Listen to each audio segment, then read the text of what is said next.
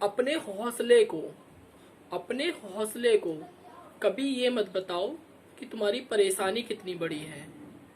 अपने हौसले को कभी ये मत बताओ कि तुम्हारी परेशानी कितनी बड़ी है। हमेशा अपनी परेशानी को बताओ कि तुम्हारा हौसला कितना बड़ा है। चलिए दोस्तों, तो आज की क्लास हम शुरू करते हैं। तो आज का टॉपिक हमारा ब्लड, मतलब खून, ब्लड। तो आपको बताना है ये ब्लड का रंग लाल किसके कारण होता है। ब्लड का रंग लाल किसके कारण होता है। जो लाल रक्त कणिकाएं होती हैं इसमें, ये लाल किसके कारण होता है। चलिए मैं आपको जवाब दे देता हूँ। अगर आप जवाब देना चाहें तो कमेंट्स में डाल सकते हैं। हीमोग्लोबिन, हीमोग्लोबिन के कारण आपका ब्लड लाल होता है। अगला क्वेश्चन, आपको बताना है हमारे शरीर में कितने परसेंट ब्लड होता है, यानी वजन का कितने परसेंट होता है ब्लड।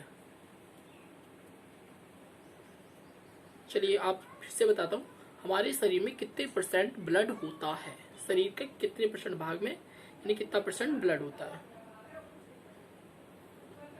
चलिए जवाब मैं बताता हूँ 7%। वजन का 7% हमारे शरीर में ब्लड होता है। ठीक है। ब्लड किन किन चीजों से मिलकर बना होता है। मोस्टली ब्लड किन किन चीजों से मिलकर बना होता है।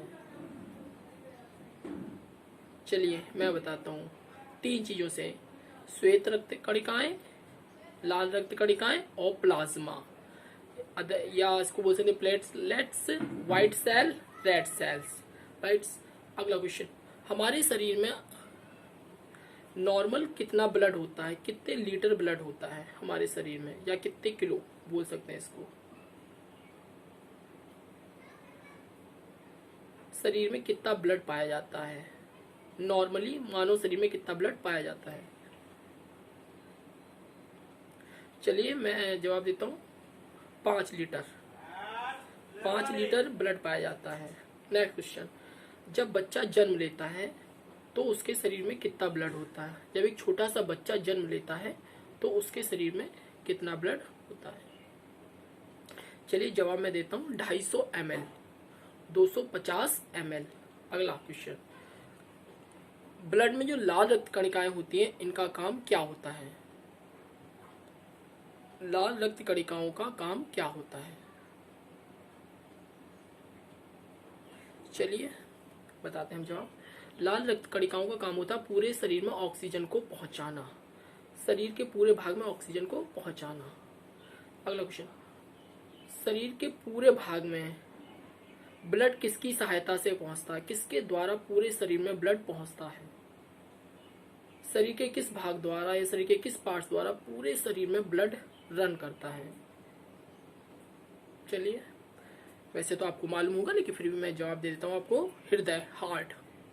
हार्ट पूरे शरीर में ब्लड को भेजता है। एक चीज और, जो हमारे शरीर में रक्त वाहिनियां होती हैं जिसके द्वारा ब्लड पूरे शरीर में जाता है, उसकी लंबाई इतनी होती है कि पूरी पृथ्वी को 2 बार लपेटा जा सकता है। पूरी पृथ्वी को 2 बार लपेटा जा सकता है। अगला क्वेश्चन, आपको बताना है कि हमारे शरीर में जो ब्लड होता है, लाल रक्त कणिकाएं, वो कितने दिन तक जीवित रहती हैं। उसके बाद वो दूसरी, मतलब फिर दोबारा नहीं उत्पन्न हो जाती है, पहली वाली खत्म हो जाती है। मतलब लाइफ कितनी होती है लाल रक्त कणिकाओं की। चलिए जवाब मैं देता हूँ, लाल रक्त कणिकाओं की जो लाइफ होती है वो 120 दिन तक होती है। 120 दिन तक नॉर्मल होती है। राइट। चलिए अगला क्वेश्चन, आपको बताना है प्लेटलेट्स की लाइफ कितनी होती है। प्लेटलेट्स जो होती है इनकी लाइफ कितनी होती है। इनकी लाइफ 10 दिन तक होती है। नॉर्मल 10 दिनों तक इनकी लाइफ होती है। प्लेटलेट्स की लाइफ 10 दिनों तक होती है।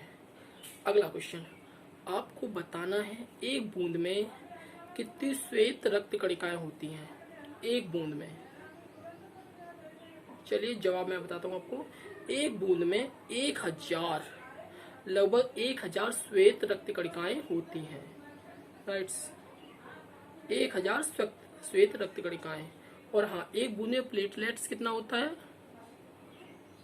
एक बूंद में प्लेटलेट्स की संख्या कितनी होती है नॉर्मल, 2 लाख 2,50,000, 2,50,000। चलिए, एक होता है कि जब हमारा शुगर चेक करते हैं तो खाना खाने से पहले चेक किया जाता है और एक खाना खाने के बाद, लाइक खाली पेट चेक किया जाता है। तो वो कितना होना चाहिए, ml, कितने ml होता है? चलिए जवाब मैं देता हूँ, DL या ml बोलते हैं उसको।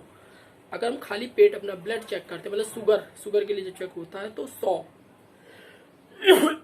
होना चाहिए। और हाँ, और खाना खाने के बाद अगर शुगर चेक होता है तो वो होना चाहिए हमारा 140 ml, या DL बोलते हैं उसको। ठीक है दोस्तों, एक चीज और बताना चाहूंगा, जब आप किसी टॉपिक को लेके बैठते हैं तो जितना एक बार में याद हो सकता है उतना याद कर लिया करिए, लेकिन टेंशन न लिया करिए कि पूरा नहीं कर पाए, क्योंकि 100 में से 100 नंबर किसी के नहीं आते हैं। अगर आपको मेरा ये वीडियो अच्छा लगा हो तो इसको शेयर एंड सब्सक्राइब जरूर कीजिएगा। अगर कुछ कमी रही हो, कमियां तो होती हैं क्योंकि कमियों से इंसान परफेक्ट होता है, तो कमेंट्स में कुछ ना कुछ जरूर डाल दीजिएगा। हाँ, अगर आपकी पसंद का कोई और टॉपिक हो जिस पर मैं अगला वीडियो बना सकूं तो उसको भी लिख दीजिएगा। अगर आपको लगता है कि ये वीडियो किसी और तक भी जाना चाहिए तो इसको शेयर करना ना भूलें। जब तक के लिए जय हिंद, जय भारत।